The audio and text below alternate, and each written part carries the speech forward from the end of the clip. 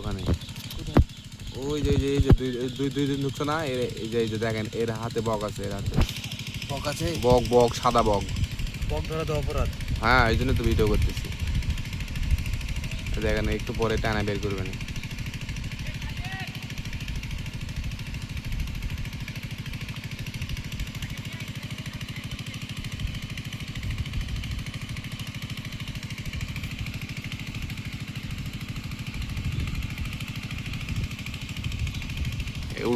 উঠেছে না কেন? ফাঁদ পাতিছে ওখানে বকের।